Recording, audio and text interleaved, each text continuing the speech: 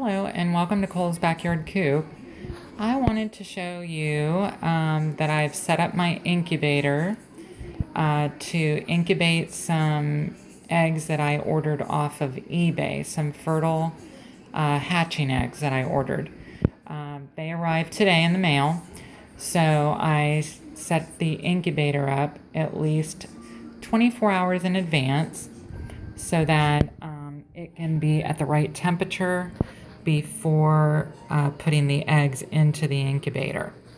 Also, you want to allow the eggs after they've been shipped. They arrived after 2 or 3 days in the mail, and none were broken, thankfully. But they need to lay and rest a little bit before you put them in the incubator. So I'm going to take the lid off for you so that you can see the inside of the incubator. This is a Little Giant Still Air Incubator that I ordered off of eBay several years ago. And I ordered the incubator itself. Also, I ordered an egg turner, which you see here. Normally, the incubator comes with a grate that's in the bottom of the incubator. I remove the grate and I use the egg turner so that I don't have to manually turn the eggs 2 to 3 times a day. And if you look at it from an angle, you can see the egg turner slowly rotates itself back and forth over the course of an hour. Now, what's important about the eggs being rotated and turned is that the embryo that's growing inside doesn't settle just to one position in the egg. They kind of gently get moved back and forth, and that's a good thing for the developing embryo in the egg.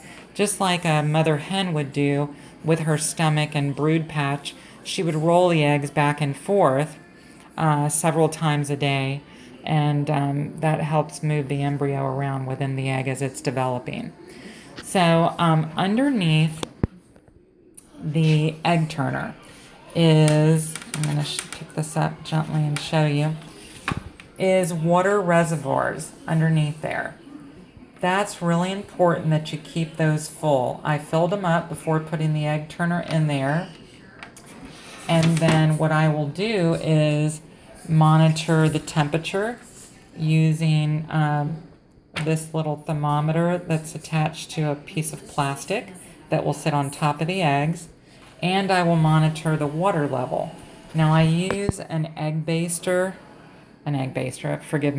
turkey baster to gently insert it through one of the holes and refill the reservoirs.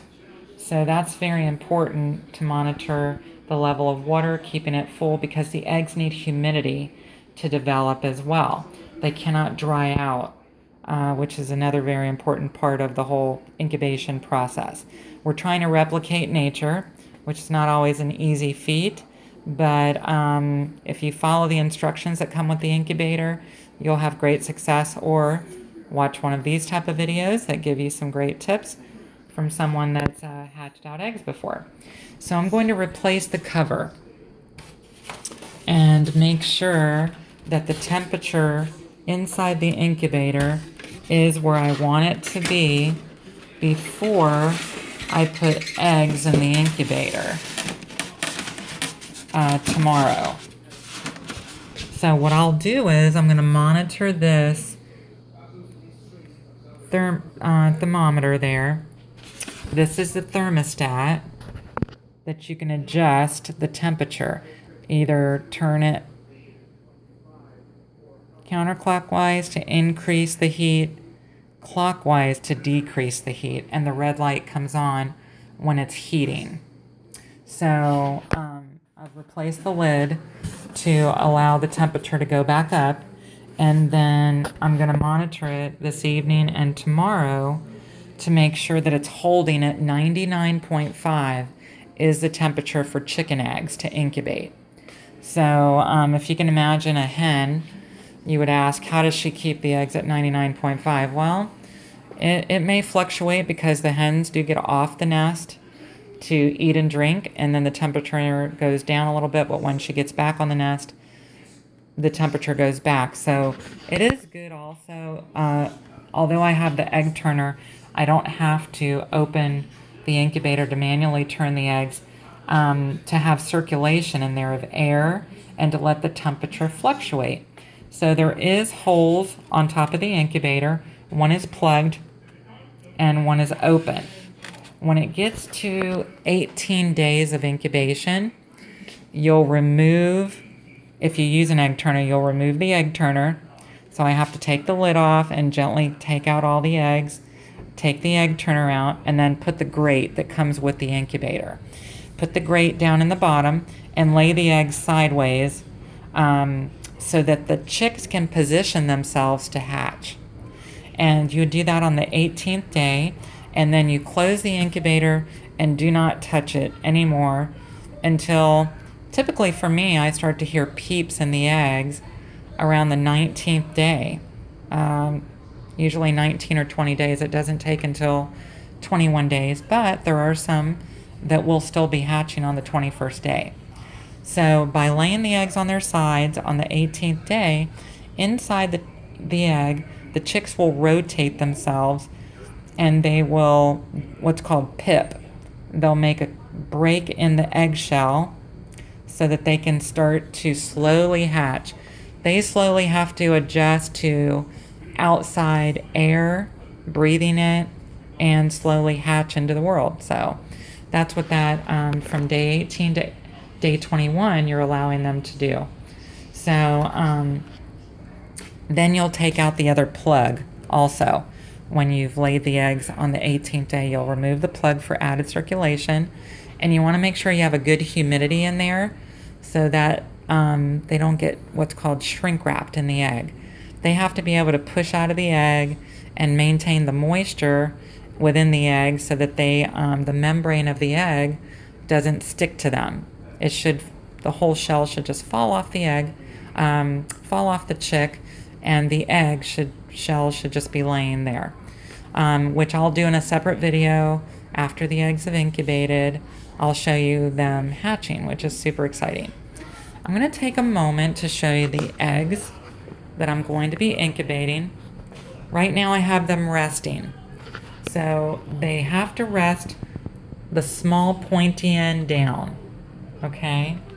So you're going to make sure the smaller end of the egg is the one that faces down. That's the same way you're going to put them in the egg turner, the small end down, because that's the best way for the egg to develop in the embryo, because at the higher part of the egg, the rounder part, is where the air sac is. These type of eggs are black copper morans, a beautiful dark, kind of a chocolate brown egg, terracotta. I've never hatched those before. And these beautiful light blue eggs are from what's called a cream leg bar. That's a newer breed a few years ago that are really popular. They're great layers, a really pretty looking chicken, and I've never hatched those before. What's cool about that breed of chicken is you can tell when they hatch what sex they are. That's called auto-sexing. The female chicks are a darker brown with a stripe. The male chicks have a white spot on the back of their head and they're a lighter color. So it's pretty cool that you can sex them right away and know how many boys and girls you have. The black copper morans are not like that. They are all born the same color, so you just kind of have to wait till 3 or 4 weeks old to see the males and females and then sex them accordingly. So I'm excited about hatching breeds that I've never had before. I typically will keep female chicks and let them mature and lay eggs for me. I don't usually keep roosters, so I'm in a backyard coop situation, and I don't want to have a rooster crowing and disturbing any of the neighbors around me. So the fresh eggs is really what I'm after. But it's really exciting to hatch eggs yourself and watch the chicks grow and know that they were born right in your home, and then they grew and you put them out in the coop and then they started laying eggs for you. Now these eggs arrived today and none of them were broken. There's no cracks. You can use a flashlight to examine the eggs to make sure there's no hairline cracks. All of these were well packaged and arrived perfect. So then I've put them in one of my own plastic egg cartons to let them rest before tomorrow when I put them in the incubator, which I will do a separate video on that. So I'm really excited about that.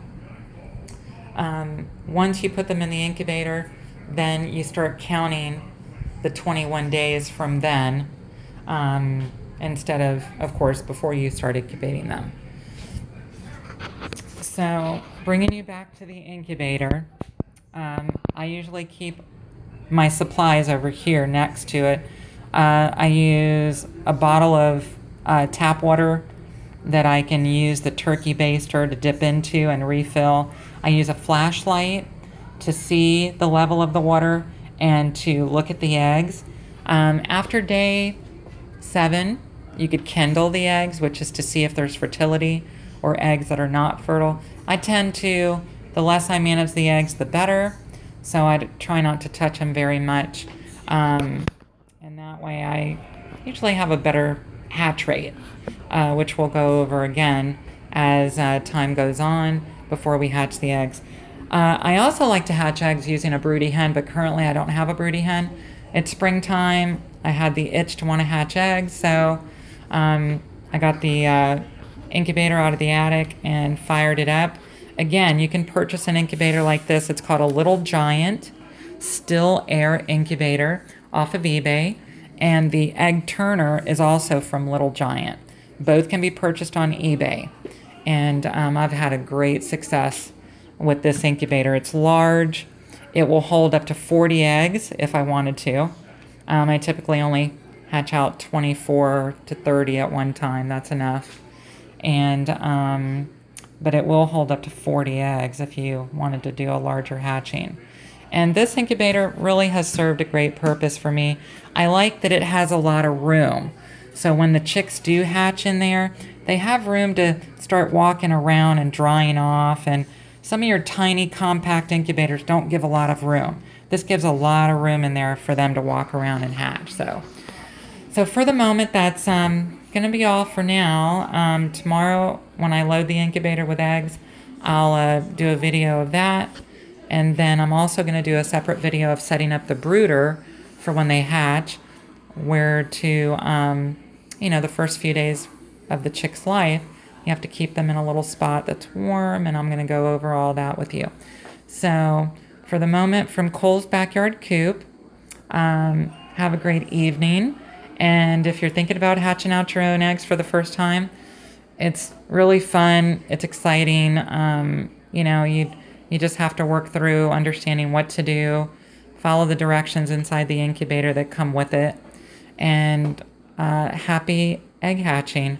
Talk to you again soon.